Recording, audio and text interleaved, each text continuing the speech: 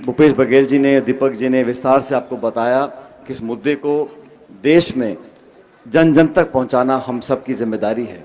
ये कोई छोटा मोटा मुद्दा नहीं है। पहले भी सरकारें आई हैं, पहले भी गड़बड़ी हुई है, पहले भी सत्ता परिवर्तन हुआ है, लेकिन पहली बार निर्वाचन आयोग का जो रवैया है, जो कार्य प्रणाली है, वो संदिग्ध हो गई है।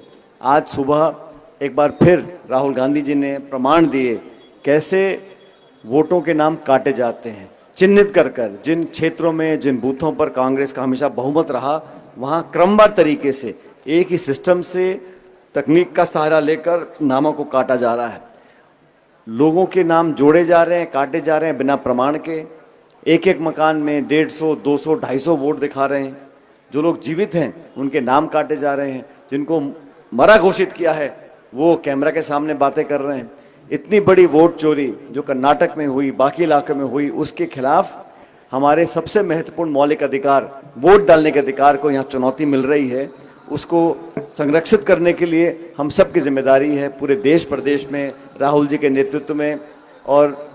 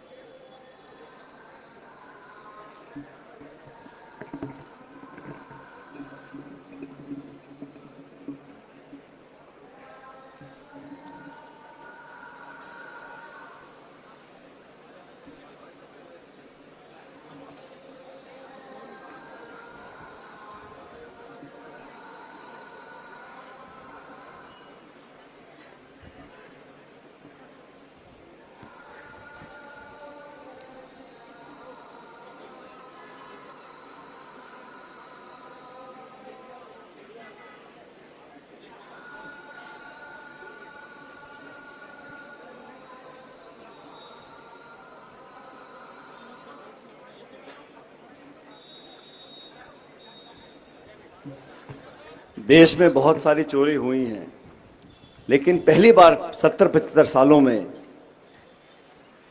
वोट चोरी का जो खतरा है वो एक वास्तविकता बनता जा रहा है।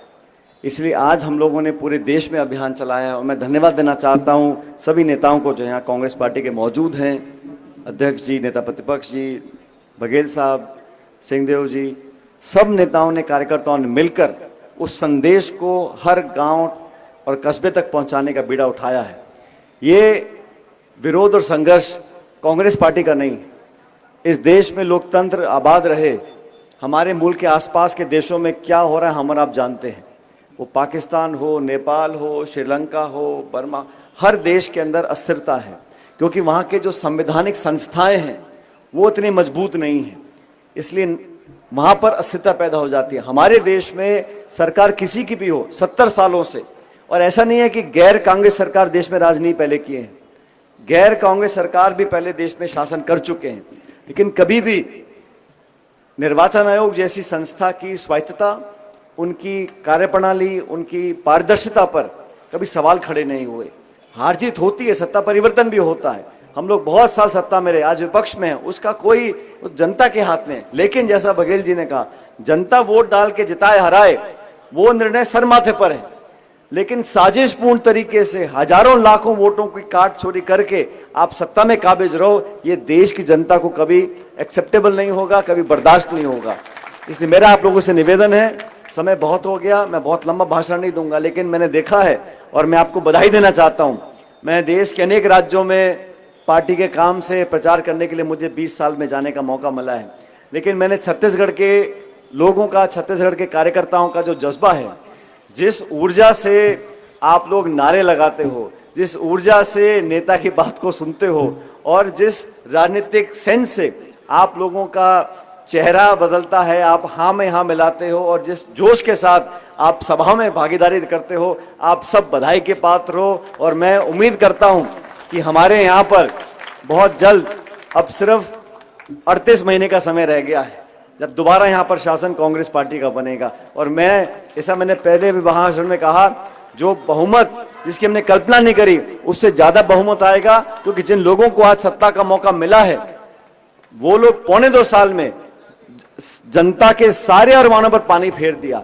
एक क्षेत्र में जहां मुझे बता दें कोई निवेश हुआ हो, उद्योग लगा हो, बिजली पानी में मदद करी हो, किसान को खाद डीएपी दिया हो, रोजगार नौजवानों को दिया हो, किसी क्षेत्र में नहीं किया। सिर्फ मंदिर मस्जिद, हिंदू मुसलमान, और इसी चक्कर में पूरा आप भाषण देते रहो और विज्ञापन छापते रहो। लेकिन धरातल पर जो काम कांग्रेस सरकार ने किया, नरेगा का काम हमने शुरू किया था, क्या हाल नरेगा का है ग्रामीण क्षेत्रों में, वो स्कीम को बंद नहीं कर सकते क्योंकि इतना नैतिक ताकत उनके अंदर नहीं है, लेकिन उसको इतना कठिन बना दें, जटिल बना दें कि गांव का व्यक्ति जाके नरेगा का काम नहीं ले सकता। शिक्षा का अधिकार, खाद्य सुरक्षा का अधिकार, सूचना का अधिकार, इन लोगों ने क्या किया, नोटबंदी, जीएसटी, और जो फौज में नौकरी करते थे उनको सिर्फ 4 साल की नौकरी कर कर अग्निवीर बनाकर वापस भेज रहे हैं।